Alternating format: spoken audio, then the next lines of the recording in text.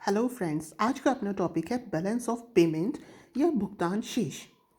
यह एक ऐसा सांख्यिकी विवरण है जो एक निश्चित अवधि के दौरान किसी देश के निवासियों के विश्व के साथ हुए मौद्रिक लेन देन के लेखांकन को रिकॉर्ड करता है। मतलब कि हमने कोई भी एक निश्चित अवधि ले ली है ना। अच्छा, फाइनेंशियल ईयर भी हम ले सकते हैं, 1 अप्रैल से स्टार्ट होता है, ठीक है। तो उस निश्चित अवधि में हमारे देश ने दूसरे देश के साथ वस्तु का, सेवा का, है ना, या इन्वेस्टमेंट का जो भी लेन देन किया है, उस लेन देन को जैसे हम रिकॉर्ड करते हैं वो कहलाता है बैलेंस ऑफ पेमेंट। जैसे कि नॉर्मल एक दुकानदार अपनी जो रिकॉर्डिंग्स रखता है, ठीक है ना, जो खाता बनाता है, वैसे ही अपने इंडिया का किसी भी देश का बनाया जाता है, that is balance of payment. आदर्श परिदृश्य में सभी मदों का योग शून्य होता है। मतलब आदर्श सिचुएशन में ये माना जाता है कि जितना हमने इनपुट लिया उतना ही आउटपुट दिया। मतलब जितना हमने गुड्स और सर्विसेज और इन्वेस्टमेंट लिया उतना दिया, बट ऐसा एक्चुअल में नहीं होता है। ये आदर्श परिस्थिति कही गई है, ठीक है। तो आदर्श परिस्थिति में यह ज़ीरो होता है, ठीक है। अच्छा, यह बताता है कि उस देश में शेष विश्व के साथ व्यापार अधिशेष है या व्यापार घाटा है। मतलब इससे ये पता चलता है कि जो हमारा कंट्री है वो उसने जो और देशों के साथ जो व्यापार किया है उसमें हम मुनाफे में रहे हैं या फिर हमें लॉस हुआ है। इसके द्वारा हम आसानी से, जैसे कि बैलेंस शीट वगैरह प्रॉफिट लॉस स्टेटमेंट बनाए जाते हैं, सेम उसी तरीके से ओके। तो देश की वित्तीय स्थिति को भी प्रदर्शित करता है कि प्रेजेंट सिचुएशन हमारी कंट्री की क्या है।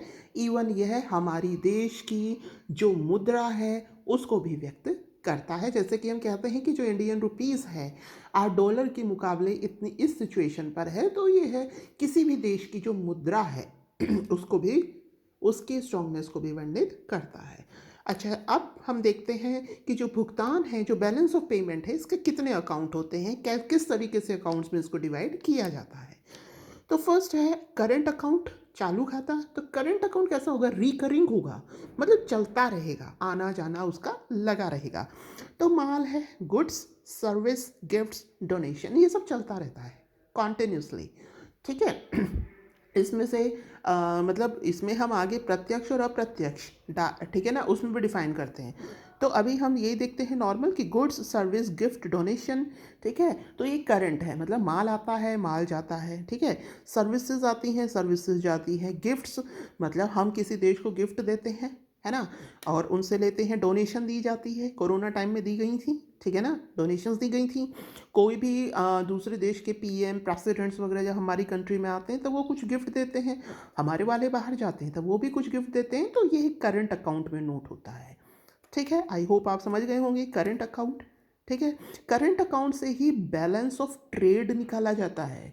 बैलेंस ऑफ ट्रेड यह बताता है कि हमारे देश को ट्रेडिंग में प्रॉफिट हुआ है या लॉस हुआ है। सिंपल सी बात है, अगर अर्निंग ज़्यादा है ना, अगर अर्निंग ज़्यादा है तो हमें प्रॉफिट हुआ है, अर्निंग कम है तो लॉस हुआ है। और अगर जित इम्पोर्ट एक्सपोर्ट इक्वल है तो वो बैलेंस की सिचुएशन कहलाती है। तो अगर आपसे क्वेश्चन आ जाए कि बैलेंस ऑफ ट्रेड क्या है, तो बैलेंस ऑफ ट्रेड क्या बताएगा? दैट इज ये बताएगा कि ट्रेड की क्या सिचुएशन है, ट्रेडिंग की। नेक्स्ट आगे चलते हैं, ये है कैपिटल अकाउंट। कैपिटल अकाउंट पूंजी खाता, ठीक है। इसमें क्या क्या आता है? इसमें आता है foreign direct investment, foreign portfolio investment and loan, ठीक है। ओके, फॉरेन डायरेक्ट इन्वेस्टमेंट में क्या होता है? फॉरेन डायरेक्ट इन्वेस्टमेंट में जो भी विदेश की कंपनी है वो डायरेक्टली किसी भी देश में आकर कंपनी लगाती है ना। वहाँ पर मतलब लोगों को रोजगार देती है, ठीक है, वहाँ पर बिजनेस करती है, that is the direct investment. Portfolio investment में क्या होता है? इसमें वो डायरेक्ट नहीं आते हैं, वो यहाँ की किसी कंपनी में शेयरिंग, उसमें पैसा इन्वेस्ट करते हैं, that is the foreign portfolio investment. Loan क्या होता है? लोन तो आपको पता ही है कि किसी दूसरी कंपनी को लोन दे देना, ऐसे कर, ठीक है ना, या उनसे ले लेना, दैट इज़ द लोन। तो अगर कोई डायरेक्ट आकर के फॉरेन कंपनी हमारे देश में या किसी भी देश में इन्वेस्टमेंट करती है, वहाँ कंपनी लगाती है, ठीक है ना, मतलब फिजिकली उसे ज़मीन भी चाहिए, उसको लेबर भी चाहिए, तो ये सब क्या प्रोसेस किस में आता है, ये सब प्रोसेस आता है एफडीआई में। पोर्टफोलियो में क्या होता है, किसी भी कंपनी के जो शेयर्स हैं उनमें इन्वेस्ट करता है, that is the foreign portfolio investment. और लोन, आपको लोन लेना देना किसी भी कंपनी से। Next, international reserve. तो इस पर एक क्वेश्चन बन सकता है प्री में, क्वेश्चन ये बन सकता है कि दिए हुए ऑप्शंस में से इंटरनेशनल, किसी भी देश के इंटरनेशनल रिजर्व में कौन कौन सी चीज़ें आती हैं।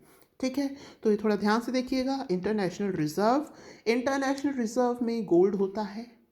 कोई भी सेंट्रल बैंक अपने पास एक रिजर्व क्वांटिटी, एक रिजर्व रखती है स्पेसिफाइड क्वांटिटी में गोल्ड, दैट इज़ गोल्ड। फिर है फॉरेन रिजर्व। फॉरेन रिजर्व में जो विदेशी मुद्राएं हैं उनको लिया जाता है। स्पेशल ड्राइंग राइट, विशेष आहरण अधिकारी आईएमएफ द्वारा, ठीक है ना, जो देश थे अपने, जो सदस्य देश थे, उनकी मुद्रा को, ठीक है ना, एक बैग में एक उस कंसिडर किया गया।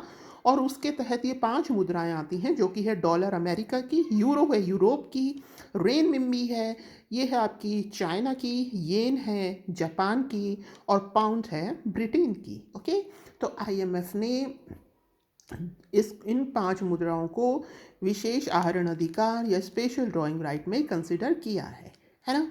नेक्स्ट, आईएमएफ के पास रिजर्व कोष, जो हर देश है वो अपना कुछ कुछ निश्चित मात्रा में जो कोष है वो आईएमएफ के पास जमा रखता है।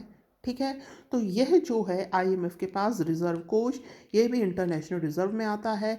तो आई होप आपको समझ में आ गया होगा कि इंटरनेशनल रिजर्व में कौन कौन सी चीज़ें आती हैं। गोल्ड आता है, फॉरेन रिजर्व आता है, स्पेशल ड्राइंग राइट्स आते हैं जो कि 5 हैं, ये भी ध्यान रखिएगा, dollar, euro, renminbi, yen and pound. And IMF के पास रिजर्व कोष।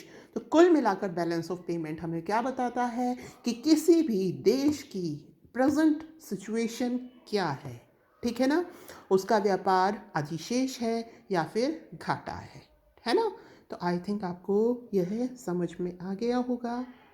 Have a nice day and happy Diwali.